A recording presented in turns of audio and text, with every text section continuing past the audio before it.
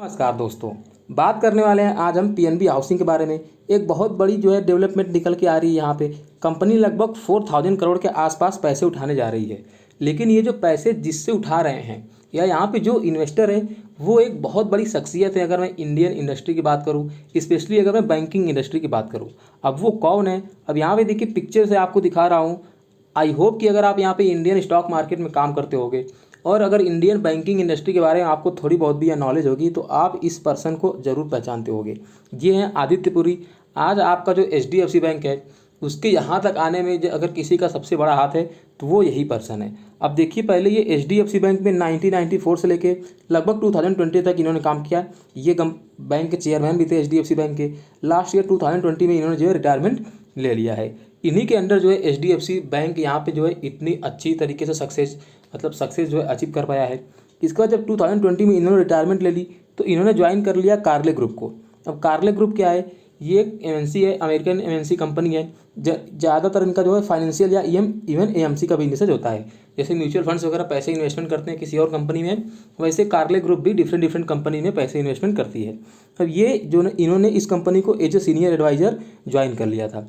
अभी हुआ क्या है, पीएनबी हाउसिंग फाइनेंस जो कि एक इंडियन कंपनी है, इसको लगभग 4000 करोड़ यहाँ पे पैसे उठाने थे। अब यहाँ पे ये जो 4000 करोड़ पैसे हैं, इसको ये जो कार्ले ग्रुप है और यहाँ पे आदित्य पुरी, ये दोनों मिलकर ये 4000 करोड़ रुपीज़ इस कंपनी में डालने वाले हैं। अब कितना कितना डालने वाले हैं वो चल के बात करेंगे, लेकिन उसके पहले थोड़ा सा यहाँ पर न्यूज़ देखिए किस तरीके से यहाँ पे पोर्ट्रे किया जा रहा है।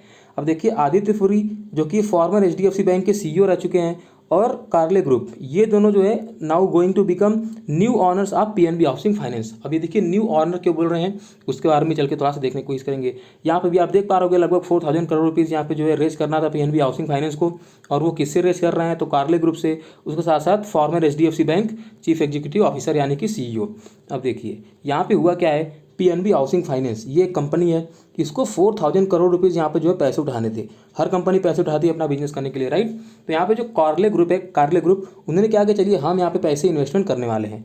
तो 4000 करोड़ में पूरा का पूरा पैसा लगभग कार्ले ग्रुप यहाँ पे इन्वेस्ट कर रही है, केवल 25 करोड़। तो उसमें से जो 25 करोड़ है इसको आदित्य पुरी अपना पर्सनल पैसा इसमें डाल रहे हैं। तो ये जो 25 करोड़ है आदित्य पुरी अपना पर्सनल पैसा लगा रहे हैं, बाकी का पैसा कार्ले ग्रुप से आ रहा है। अब देखिए, इतना बड़ा जब इसमें लगेगा 4000 करोड़ के आसपास, तो यहाँ पे काफ़ी ज़्यादा मेजॉरिटी स्टेक कार्ले ग्रुप के पास चला जाएगा, क्योंकि कंपनी इतनी बड़ी भी नहीं है। पीएनबी हाउसिंग फाइनेंस लगभग 8000 करोड़ के आसपास का इसका अभी मार्केट कैप है।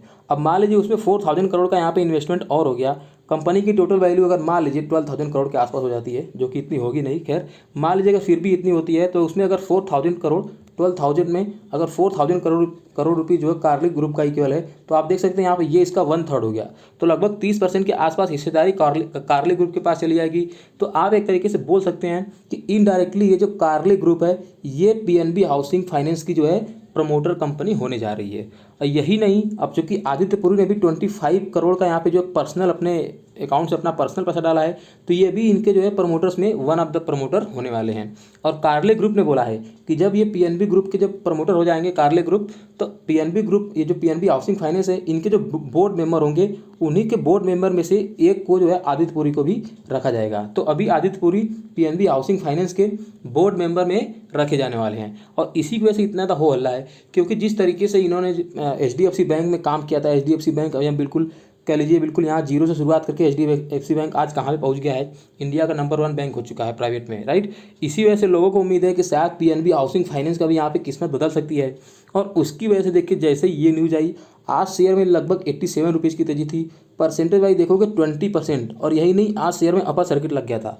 आज का शेयर का अगर आप हाई देखोगे तो ये है 525.65, वहीं पे उसकी क्लोजिंग हुई है, यानी जहाँ पे हाई थी वहीं पे उसकी क्लोजिंग। इसका मतलब क्या हुआ, सब शेयर में आज अपर सर्किट लग गया था। अब देखिए ये क्या हुआ, ये तो बिल्कुल टोटली न्यूज़ ड्रिवन थी, न्यूज़ के बेसिस पे यहाँ पे 20% की रैली दिखाई दी।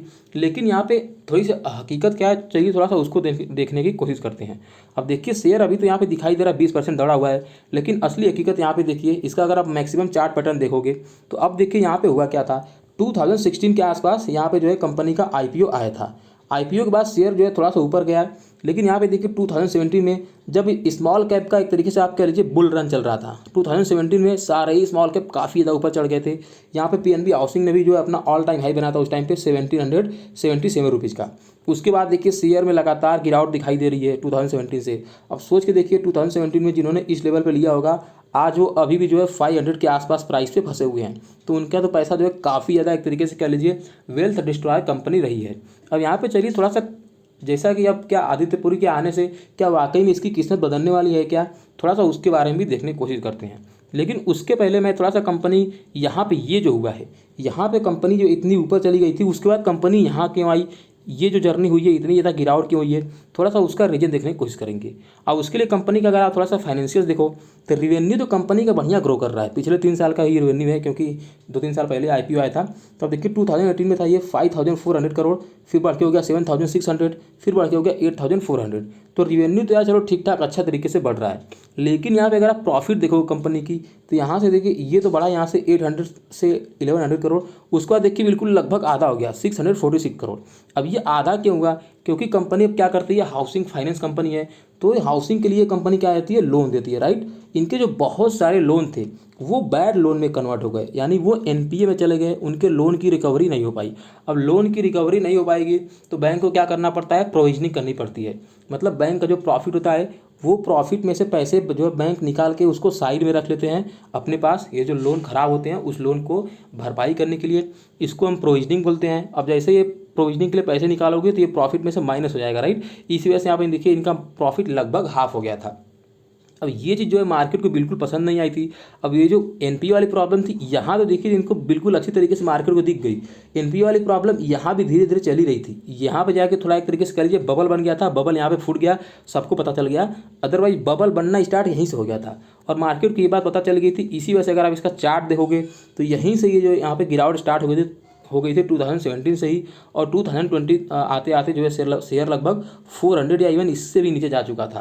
तो आप देख सकते हो यहाँ पे कितनी ज़बरदस्त पिटाई हुई थी। पिटाई की वजह की क्या थी, मैंने आपको बता दिया कि जो बैड लोन्स वगैरह थे, कंपनी काफ़ी ज़्यादा एनपीए हो गया था, जिसकी वजह से यहाँ पर इतनी ज़्यादा गिरावट हुई थी। अब यहाँ पे क्वेश्चन मेन आता है कि अब हमें क्या करना चाहिए, क्या आदित्यपुरी के आने से इनकी वाकई किस्मत बदल जाएगी क्या। तो देखिए नो डाउट कैपेबिलिटी में मुझे कोई भी शक नहीं है, आदित्यपुरी के एक बहुत ही बेहतरीन यहाँ पे जो है मतलब एक तरीके से कह लीजिए काम करने वाले इंसान है। हो सकता है यहाँ पे बैंक की किस्मत, सॉरी मैं बैंक बार बार बोल रहा हूँ, एनबीएफसी है ये, हो सकता है इसकी किस्मत ये बदल दे, लेकिन वी डोंट नो, राइट। और ये कब तक चेंज करेंगे हमें ये भी नहीं पता होगा। तो डायरेक्टली आज ही जाके आपको बिल्कुल जम करके शेयर को खरीद लेना है क्या, मैं तो नहीं बोलूँगा। अब देखिए यहाँ पे ये जो 20% आया है, यहाँ पे बहुत ढेर सारे ट्रेडर्स आ गए होंगे। अब वो क्या करेंगे, जैसे जैसे हमारे और आपके जैसे जो थोड़े से मतलब रिटेल इन्वेस्टर्स है जिनको इतना ज़्यादा पता नहीं होता है, अब ये देखिए इनको न्यूज़ पता चला तो अब ये धीरे धीरे यहाँ पे घुसने की कोशिश करेंगे। अब जैसे अगर हम हमारे से रिटेल इन्वेस्टर जाएंगे, ये जो ट्रेडर्स यहाँ पे इन्होंने खरीदा था ये माल जो है हमें पकड़ा के बाहर निकल जाएंगे। तो इस वजह से बोल रहा हूँ कि बिल्कुल आपको ऑल ऑफ सडन यहाँ पे जंप नहीं करना है, आपको एटलीस्ट 1 क्वार्टर या इवन 2 क्वार्टर तो वेट करना है कि 1-2 क्वार्टर आप रुक के देखिए कि क्या जो कंपनी के फाइनेंशियल है वो क्या इंप्रूव हो रहे हैं, क्या जो एनपीएस की प्रॉब्लम थी वो कम हो रही है, यहाँ पे एनपीए कम हो रहे हैं, बैंक का परफॉर्मेंस ठीक हो रहा है, क्या बोर्ड में आदित्यपुरी के बोर्ड में आने से वाकई में कुछ प्रॉब्लम ठीक हो रही है, या मतलब प्रॉब्लम अभी उसी की उसी तरीके बिल्कुल पड़ा हुआ है। क्योंकि देखिए प्रॉब्लम छोटी मोटी प्रॉब्लम नहीं है, प्रॉब्लम काफ़ी ज़्यादा बड़ी हो चुकी है, तो उसको सॉल्व करने में भी, उस प्रॉब्लम को सॉल्व करने में भी टाइम लगेगा, राइट। तो ऐसा नहीं है कि बिल्कुल आदित्यपुरी आए तो बिल्कुल ये जादू की छड़ी घुमा दिया और सारी प्रॉब्लम खत्म, तो ऐसा नहीं है। समय लगता है किसी भी कंपनी के मतलब प्रॉब्लम को सॉल्व करने के लिए, राइट।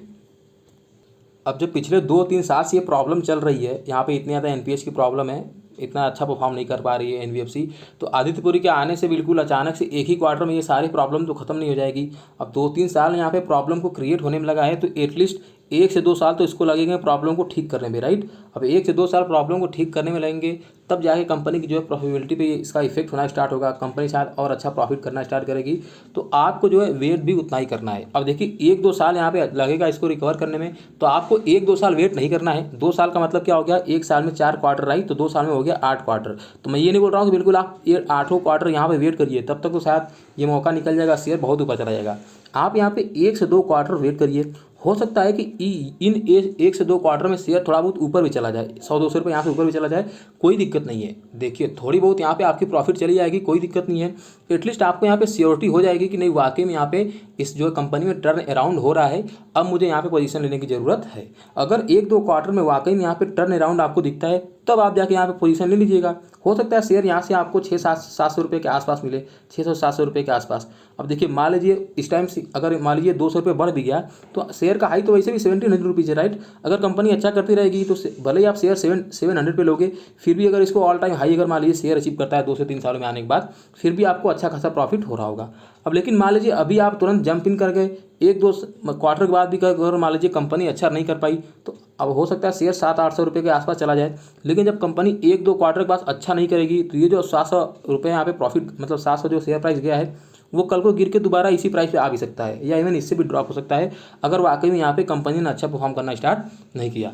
तो यही मेरा ओपिनियन था, मैं आपको बोलना चाह रहा था, क्योंकि बहुत सारे कमेंट्स आ रहे थे। देखिए कोई भी जब बहुत बड़ा इन्वेस्टर यहाँ पे किसी कंपनी में इन्वेस्टमेंट करता है, चाहे वो राकेश झुनझुनवाला जी हो या इवन कोई भी हो, तो यहाँ पे देखिए रिटेल इन्वेस्टर्स बहुत जल्दी यहाँ पे डिसीजन लेने पहुँच जाते हैं, खरीदने के लिए जंप करने लगते हैं। इस वजह से मैं बोलूँगा आपको थोड़ा सा अपना कंट्रोल करिए, अपने आप पे थोड़ा होल्ड करिए 1-2 क्वार्टर तक, उसके बाद जो है आप कंपनी में बाइंग कर लेना, अगर यहाँ पे वाकई में कुछ अच्छी स्टोरी बनती हुई दिखाई देती है तो। चलिए वीडियो यहीं पे स्टॉप करेंगे। वीडियो देखने के लिए बहुत बहुत धन्यवाद। आपका दिन शुभ रहे। जय हिंद दोस्तों।